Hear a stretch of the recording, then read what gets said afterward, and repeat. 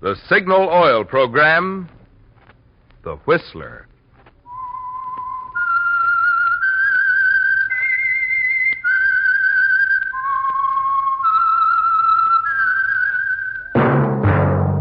That whistle is your signal for the Signal Oil Program, The Whistler.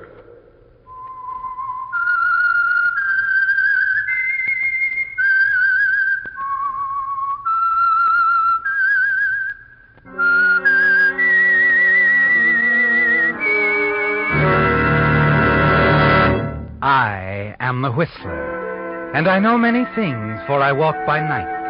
I know many strange tales hidden in the hearts of men and women who have stepped into the shadows. Yes, I know the nameless terrors of which they dare not speak. Yes, friends, it's time for the Signal Oil Program, The Whistler. Rated tops in popularity for a longer period of time than any other West Coast program in radio history. And Signal gasoline is tops, too, tops in quality. It takes extra quality, you know, to give you extra mileage. And Signal is the famous Go Farther gasoline. So look for the Signal Circle sign in yellow and black that identifies independently operated signal stations from Canada to Mexico. And now the Whistler's strange story. The Hangtree Affair.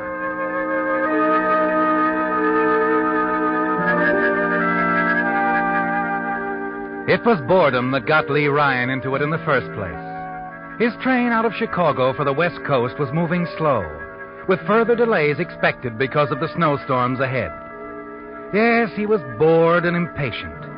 His last business venture in Chicago hadn't paid off too well, and he looked forward to his arrival in California and the prospects of a deal worthy of his talents.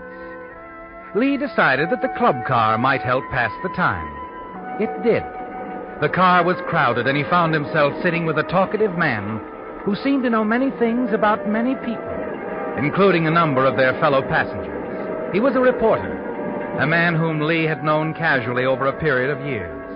A reporter who apparently loved to report, and he talked to Lee confidentially as if to his city editor. Oh, you picked a great choo-choo, Lee. Yes, sir. I'm glad I'm getting off. You can carry on for me. How do you mean? Well, you can follow my boy, Jeff Larkins. There's no story there as far as my newspaper concerned. The city editor's washing it up. Larkin?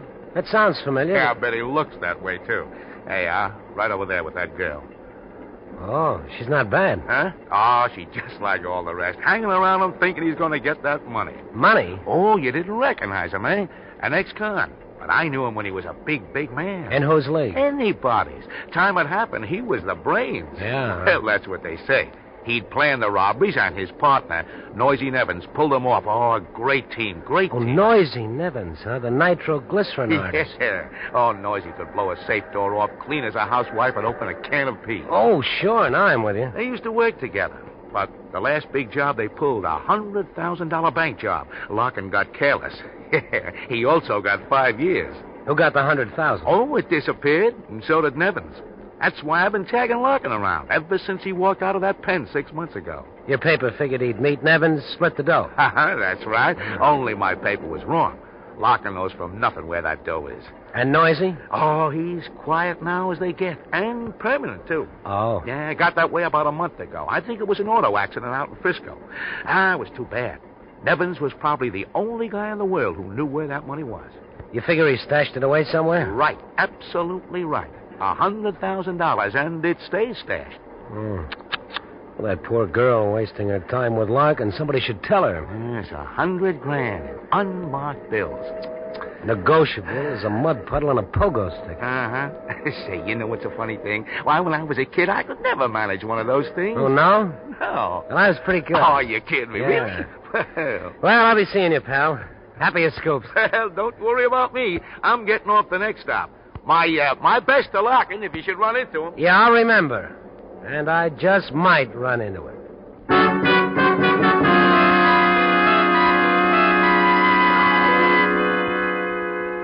Interesting, isn't it, Lee? A man with $100,000, only he doesn't know where it is. It was hidden away by a partner who's dead now. All very interesting. Yes. And you think about it a lot after you leave your reporter friend in the club car. Wonder if he's right. If that girl really is going to be disappointed. It's hours later that you feel the train grind to a stop. Glance out of your compartment to see that you've pulled onto a siding at a small town station. Porter, what's wrong? Why are we stopping? Hey, it won't be for long, sir. It's just the snow. Oh, yes. There's time to get off for a while if you want to. Some of the passengers are. We'll be here about an hour. Oh, thank you. I don't think I'll bother.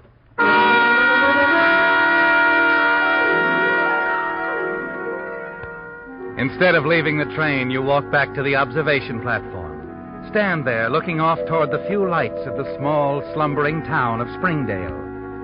You find yourself wondering about Jeff Larkin again and the girl. And then as the train is ready to move on, you see her, approaching alone from the direction of town. It's a chance to speak to her, isn't it, Lee? On impulse, you decide to take it. You start for the boarding platform at the end of the car and reach it as she comes up the steps. Oh. I'm sorry. I didn't mean to... It's all right. Oh, no, you've dropped your purse. Here. Please, never mind. I insist. You bend down quickly, begin to retrieve the articles that have spilled from her purse.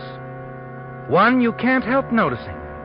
It's a picture postcard addressed to Mr. Jeff Larkin. General Delivery, Chicago. Give me that. Give it to me. Why, certainly.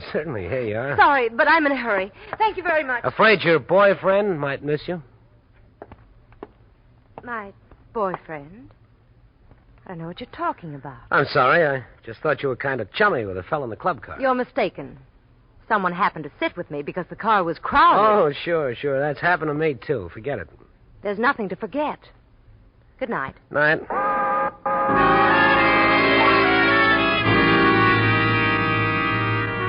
She wasn't very cooperative, was she, Lee? And you wonder why. Wonder also about the card addressed to Larkin. Why she got so excited about it. The next morning, following the stop at Denver, you find out. Yes, conductor? I'm sorry to bother you, Mr. Ryan, but we've been questioning all the passengers. Questioning them? About what? Oh, I'm sorry. This is Lieutenant Knowles, Denver Police. Lieutenant? To explain quickly, Mr. Ryan, a man a few compartments down from you has been murdered. On this train? No, happened at a place called Springdale. When we pulled into a siding, Mr. Ryan. Oh, I remember. We stopped for about an hour. Yeah, that's the place. During that hour, the victim, a man named Jeff Larkin... Larkin? You know him? Oh, no. I've heard of him, that's all. I guess a lot of people have. Anyway, Larkin got off the train for some reason and never got back on. His body was found a short time later in an alley at the edge of town. He'd been shot. Poor devil. We've been trying to find someone who got off with him or talked to him just before. No luck so far. But now, the young lady in 29, Miss Clinton, says she spoke to Larkin earlier in the club car. But that's the last she saw of him. Oh, she didn't get off at Springdale? No. She says she stayed in her compartment the whole time. I see. And you, Ryan? Well, I walked back to the observation car. I was there, 20 minutes or so. But you didn't observe anything. Oh, no. I'm sorry, Lieutenant. I didn't observe a thing.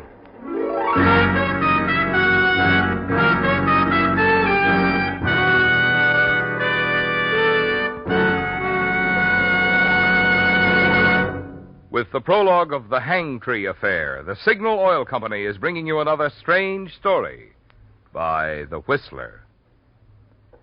Recently, I was looking at one of the newly announced 1949 cars. As the salesman pointed out the air conditioner and the front seat that drops back to make a bed, I couldn't help thinking it's the trend of really modern products to do more than is primarily expected of them. Just as Signal Premium Compounded Motor Oil does so much more than just lubricate. Of course, Signal Premium has 100% pure paraffin base, the finest money can buy. But in addition, Signal Premium Oil contains scientific compounds that go to work inside your motor, doing jobs that regular oil alone can never do. One compound, for instance, washes out accumulated carbon gum and varnish. Another compound guards expensive bearings from corrosion. And still other compounds keep the oil from thinning and prevent excessive foaming. No wonder Signal Premium is the oil that guarantees a sweeter running motor. So next time you change oil, have your Signal dealer put in the modern type Signal oil that does so much more than just lubricate. Signal Premium Compounded Motor Oil. And now back to the Whistler.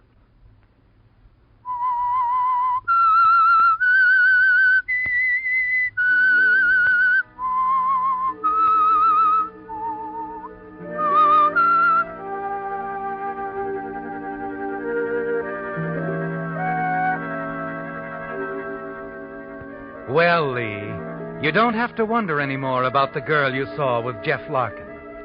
It all fits, doesn't it? The reporter's story about that $100,000 hidden away. Larkin's death in a deserted alley back in Springdale. The girl's claim that she didn't see Larkin leave the train. And that she herself didn't get off. You know different, don't you, Lee? And the knowledge gives you absolute confidence when you reach Los Angeles, check into the same hotel that she does, and then half an hour later call her room. Hello? Hello, Julie. Who is this? Oh, friend of yours, a good friend. We, met on the train. The train? I didn't meet anyone who Well, you met Jeff Larkin, Julie. You got real chummy. Like I once said. Oh, Well, you still there, Julie? yes. Well, stay there, huh? I'm coming down to your room so we can talk. Now, wait a minute. Now, you wait a minute, Julie. That's all it'll take me. Well, the name is Lee Ryan, and Julie, Yes. I like my martinis very dry. Well, don't expect too much, Mr. Ryan. I haven't any ice. Don't give me that. So far, it's all you've had. Just, use that cold shoulder of yours. Have it right down.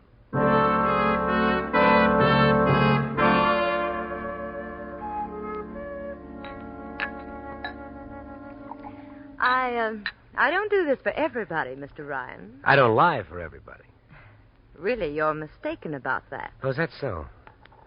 Yeah, the drink looks good. I think yours looks better. Let's switch, shall we? Cagey, Suits me. Oh, it's good. Now, to the business at hand, Julie. Sounds terribly boring. Oh, I'm not nearly as bored as I was when I started this trip. Things are beginning to look up. It's why I didn't tell that police detective that you got off that train. I couldn't resist a certain possibility. Namely? That you know something. Look, I don't care about Larkin. What were you after? What's that address unknown, Julie? That spot where Nevin stashed that $100,000. Hey, I got it. What have you got, Mr. Ryan? The, postcard, that picture on it. Someplace up north. Motherlode Country, Silver City, wasn't it? You're talking thick, Mr. Ryan. Hey, what did you do? What did you put in this? In my drink? I'm getting dizzy. Julie! I had you figured perfectly, smart boy. You shouldn't have switched drinks with me. But you'll be all right.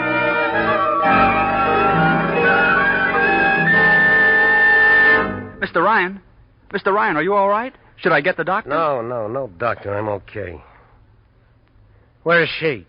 The young lady who called about you? She's gone, checked out. Gone where? She was going to catch a train, I believe. I'm not sure. She was just leaving her room when she saw you out here in the hall. Well, give me a plane schedule. I want to go to Silver City. Silver City? I don't believe the plane's landed. All right, they'll get me close enough. I'll go if I have to crawl the rest of the way. Yes, sir. Anything you say.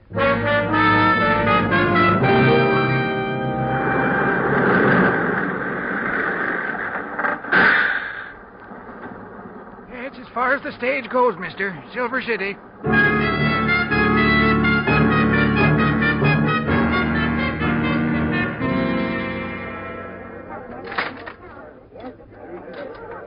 Here's your drink, mister. Thanks. Like I was saying, Silver City's real quiet during the day, but it'll open up round sundown.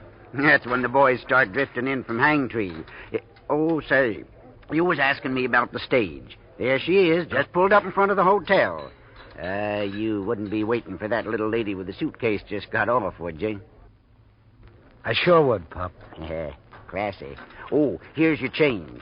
I gave you some silver in case you want to play the slot machine. Oh, there's no need to. I just hit the jackpot.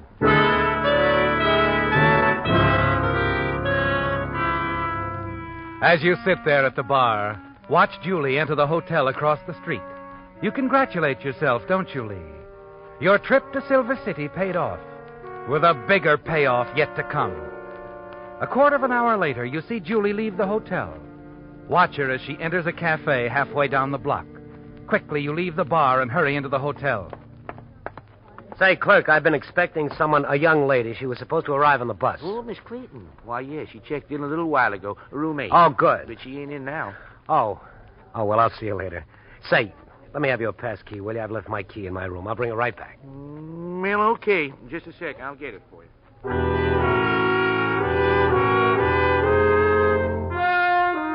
Moments later, you slip into Julie's room.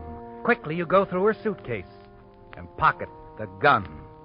Then as you turn, your eye catches sight of something on the dresser. It's the postcard, the same one Julie dropped on the train, the card addressed to the late Jeff Larkin. It boasts a picture of historic Hangtree Cemetery of Silver City. On the back, you can barely make out the handwriting. Dear Jeff, be sure to look me up when you're out this way. Hope to see you soon. Johnny Burgess. Johnny Burgess? I gotta know more about him.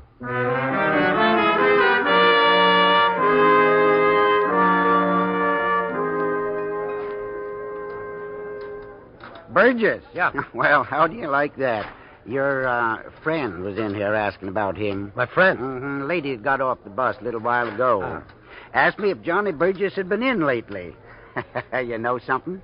Johnny Burgess died over 50 years ago. What? Yeah.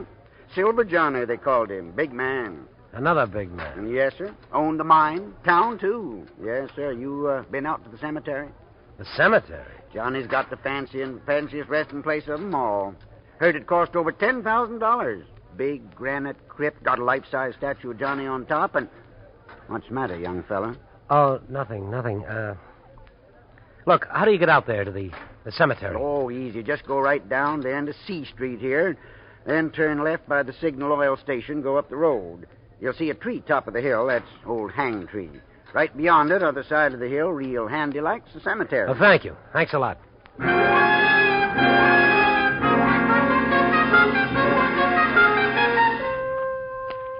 You're out of breath when you finally reach the old cemetery. As you start down the hill, you notice a handful of people moving about the tombstones. Tourists, Lee. Yes, they're all about you, peering at the time-worn inscriptions on the tombstones, taking snapshots. Then you notice someone else. Yes, there she is, standing before a massive vault, staring at the statue on top of it.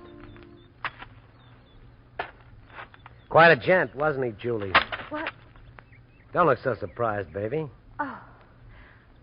What are you doing here? I'm writing a book on the Old West. Now, what are you doing here? You won't believe this. I'll try. I'm writing a book, too. About Johnny Burgess? That's right. Yeah, a remarkable character, Burgess. I understand that broken-down pile of rocks there, that crypt, cost $10,000. I must make a note of it. Doesn't look much like anything now, does it? Overrun with the weeds and all. That lock on the door doesn't look very good to me, does it to you? I'm not an expert on locks. You know, from here, it looks like it could be forced with a marshmallow. I wonder what's inside. That is, besides Johnny Burgess, I mean. I wouldn't have the faintest idea. Look, baby, our tourist friends are going to be parked here all afternoon, if I'm not mistaken, so why don't we go back to town? Talk. About the romantic old West and all? No, about this. This postcard. And Johnny Burgess' crypt. Where'd you get that postcard? I happened to wander into your room. It was quite accidental, really. I was looking for the elevator. May I have it, please? Well, sure. Now, let's go back to town, find some place nice and private. Your room at the hotel will do.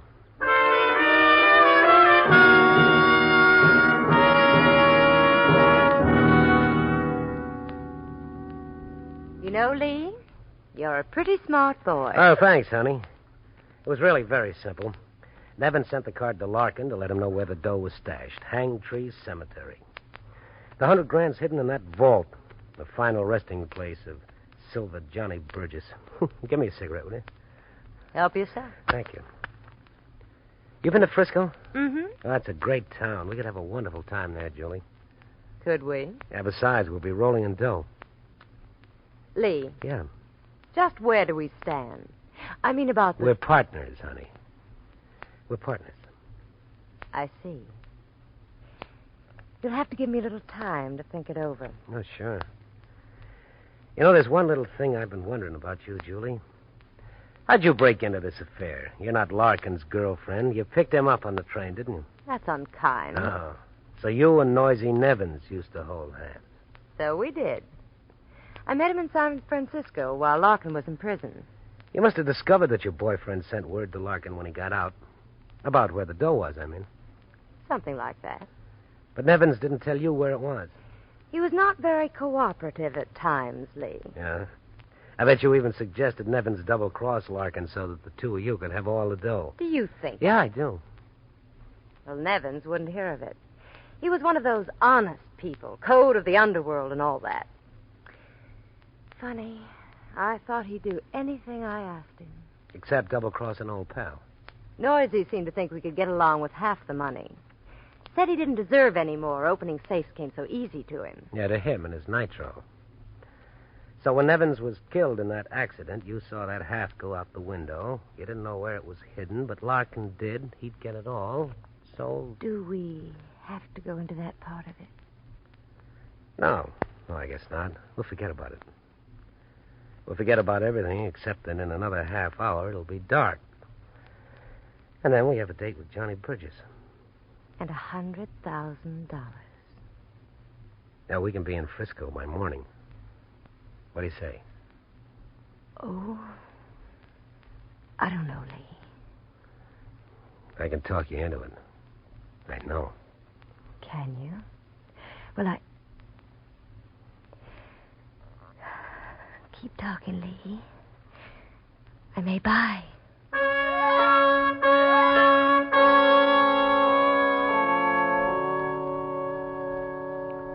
A half hour later, as you step out into the street, you suddenly discover that Silver City has come alive. The main street is swarming with men from the mine. As you walk past the saloons, the cafes, and stores, you can hear the shouts, the laughter, jukeboxes, and player pianos. You walk to the edge of town, stop, and stare at the hill beyond. Hangtree silhouetted against the sky. For a long while you stand there, trying to make up your mind about Julie. After all, Lee, she killed once. At last you turn and hurry back along the crowded street. In one of the saloons, you get the information that you want. What's that again, mister? The bus. What time? Oh, yeah. There's one due there in, let me see, about another half hour. Thanks.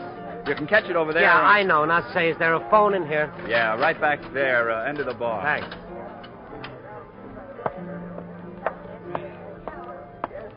You push your way through the crowd to the rear of the saloon, to the telephone booth, and place your call. Hello? It's all set, baby. Still want to go to Frisco? Of course I do. All right. We'll get the stuff and leave tonight. Now, you wait for me. Stay right where you are. I'll pick you up in about 10 minutes.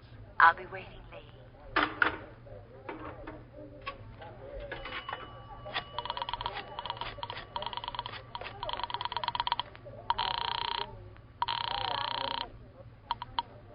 Sheriff's office. McQuinn speaking. Look, Sheriff, you can check on this later, but an ex-con named Larkin was murdered in Springdale 5 days ago. Wait a minute. Who is You'll it? find the murder gun at the Elmira Hotel in room 8. It's under a seat cushion, a chair by the window. You'll also find the dame there who pulled the trigger. Now, hold on here. Who is this? Hello? Hello? Who? Bye-bye, baby. I'm going to miss you in Frisco.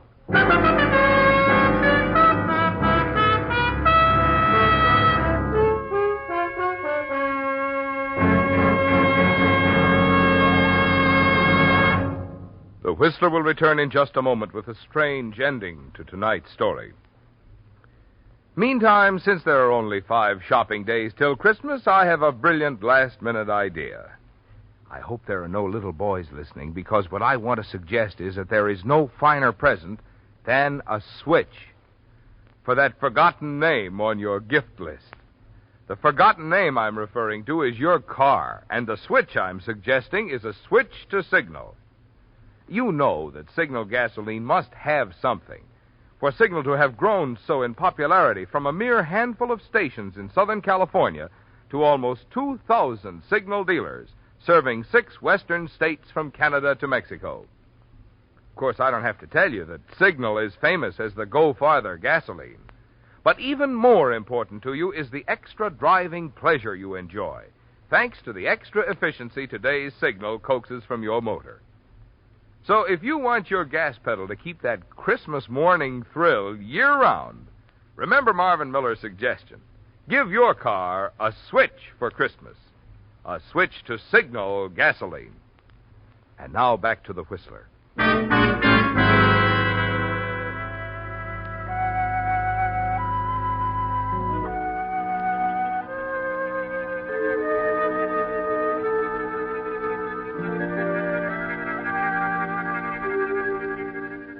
After 12 hours and several long-distance calls, Sheriff McQuinn of Silver City was prepared to do some questioning.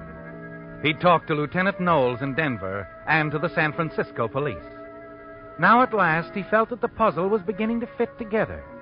All that remained was to walk through the quiet early morning gloom to the cell occupied by his angry, impatient prisoner. It's about time you're talking to me. What's it all about?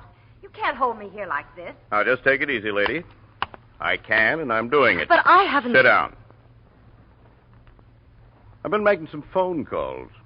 Picked up lots of things about you. What of it? In San Francisco, they tell me you used to run around with Noisy Nevins. So? So, that's very interesting.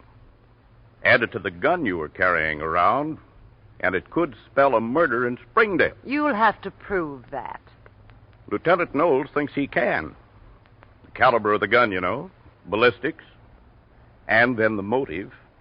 All that money. I don't know anything about it. Sure, you don't know a thing. Why don't you ask Lee Ryan? We don't have to, lady. We're satisfied with what happened to him last night was Nevin's work. Just like a hand from the grave. A double-crossing hand. What do you mean? Out at the cemetery, when your friend Ryan tried breaking into Silver Johnny's last resting place. Yeah. Yeah, Noisy Nevins was an expert with TNT. He wasn't planning to share that dough with anybody.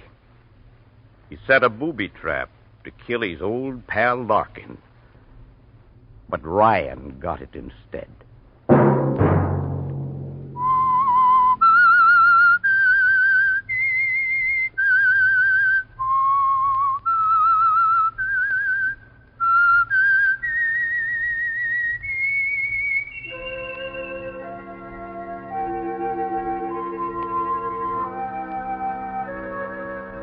Let that whistle be your signal for the Signal Oil program, The Whistler, each Sunday night at this same time. Brought to you by the Signal Oil Company, marketers of Signal gasoline and motor oil and fine quality automotive accessories.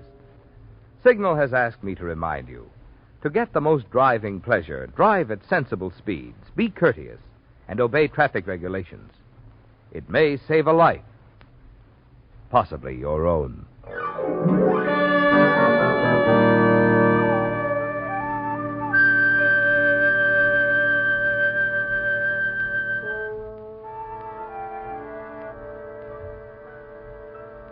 Featured in tonight's story were Frank Lovejoy and Doris Singleton. The Whistler was produced and directed by George W. Allen, with story by Joel Malone and Adrian Jondeau, music by Wilbur Hatch, and was transmitted to our troops overseas by the Armed Forces Radio Service. Remember, at this same time next Sunday, another strange tale by The Whistler. This is Marvin Miller speaking. This is CBS, the Columbia Broadcasting System.